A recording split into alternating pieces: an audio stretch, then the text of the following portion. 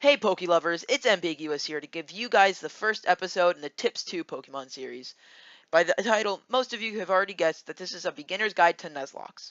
For people who are tired of playing casually and want to spice things up, this is going to be the beginner's tutorial for you. Now, this is going to be on a regular randomized Nuzlocke. This is not going to be on anything else. These are just basic tips for right now. And I will leave the rules to the regular Nuzlocke in the description below, because otherwise it would take much longer for this video. Now, these rules and tips, when done correctly, can help you succeed in a Nuzlocke and get past the pesky Elite Four. Now, I will be giving 5 tips out, and at the end, for people who want to spruce things up even more, I will leave you variants of the Nuzlocke, because that is what a Nuzlocke is. You can use you can have the basic Nuzlocke, or many people have been really creative and have created multiple different types of variants of the Nuzlocke, and I will leave some of those in the description as well, plus at the end of the video, just if you want to try to keep things going and you're really excited about doing it. So, anyways, let's check out tip number 1. Now, the first tip is going to be checking every single house and talking to every single NPC.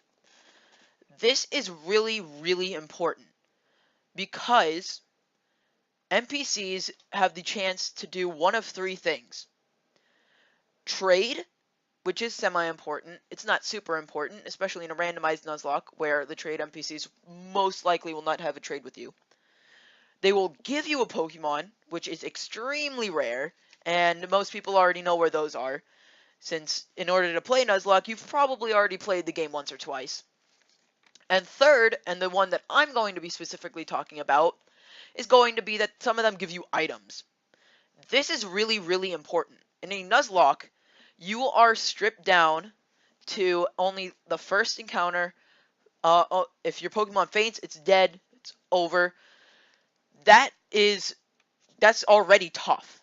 That's already a tough challenge to complete. Now, on top of that, you need to use the items and money that you get from Pokemon trainers in order to buy items and whatever you need to succeed. And sometimes you'll run out of money. Sometimes there won't be trainers to fight. In the beginning especially, since you'll start off with your 3,000 and trainers will give you 50. They're cheap in the beginning. So what you have to make sure you do is check every house. Every NPC has the very small chance of giving you something. There are some NPCs that can actually still give you stuff, and that's always important. For instance, an example would be Jubilife City from Pokemon Diamond, Pearl, and Platinum.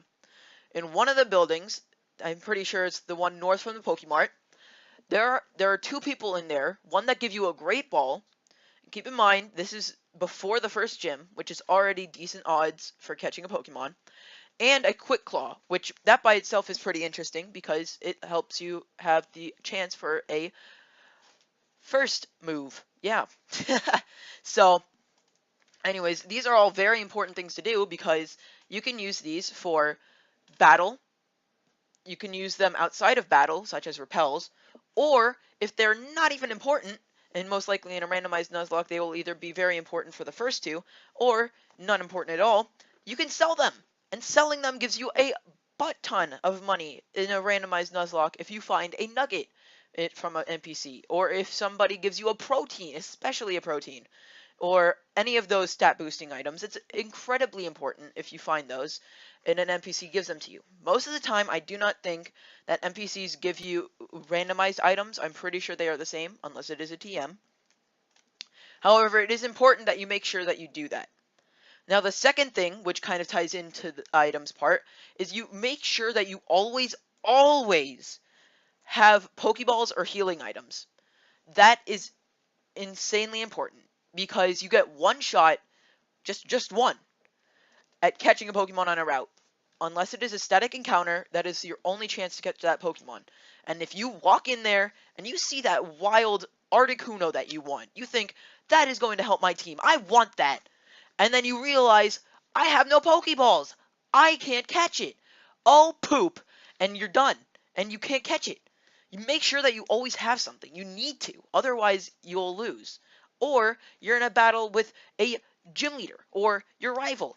let's say it's Blue, because everybody hates him. You are in a rival battle with him, and your Pokemon is down really low, but he could live 2 hits. All I need to do is heal up. I need that super potion. Oh wait, I didn't buy any. So now your Pokemon is dead. Thanks a lot for not remembering. You let your Pokemon die. Anyways, besides that, it is important. I may have exaggerated there, but in an actual Nuzlocke, stuff like that has happened, and it can happen. It's happened before, it will happen again, etc. It is important that you make sure that you always have items. And again, if you follow the first tip, then you might have some spare money to buy some extra potions or Pokeballs in order to make sure that you have that opportunity. It is very, again, I will repeat this over and over again because all of these are going to be important for you. But it is important to make sure the fact that if you have money, I usually would not, people should usually not want to have a ton of money left over, in the beginning at least, because they should use all of it. Make sure that you use it on potions, Pokeballs, especially antidotes, paralyzed heals, and a randomized Nuzlocke. You might find a Weedle that has poison point, and it will poison you, and you have no answer to it. Especially in the first 3 generations, where poison can kill you, so that's not good. Now, these are kind of basic things outside of battle. However, this next part is actually something that most people won't take into consideration, but fishing rods. Very, very important. I again will repeat important over and over again because fishing rods are useful. Some games give you them very, very early. Heck, Pokemon Diamond Pearl give you them in Jubilife. You get them in Jubilife, which literally gives you another 2 encounters right off the bat. You can use them in towns. Twinleaf Town as a little pool under below your parents' house. That is an encounter. The route below Sandgem Town.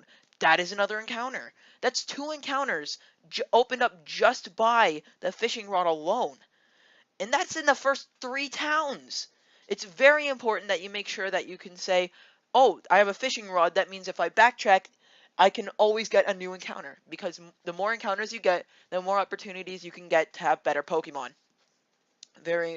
That's something that you really want to keep in mind. Now, Dupe's Claws and Species Claws are things that people might not think about as much, but this is more of a basic rule in Nuzlocke.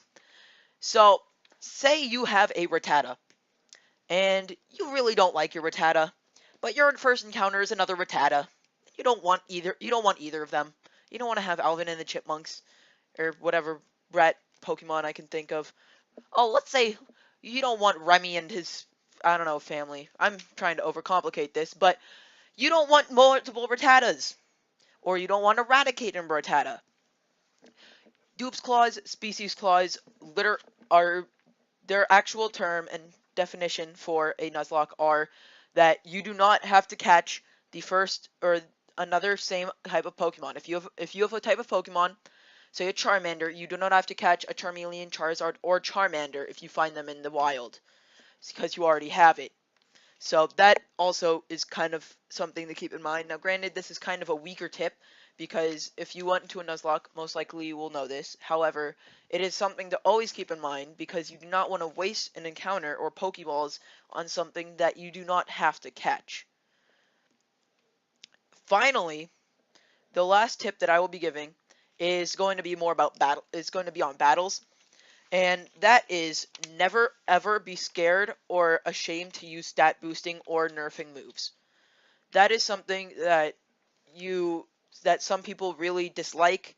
For instance, having one of the biggest things is for YouTubers that use Sand Attack, because they think that is a cheap way of getting out of a conflict. If the only way to beat a Pokemon is to use Sand Attack, that is not bad in the beginning. Heck, it's never going to be bad to use Sand Attack to get out of a situation.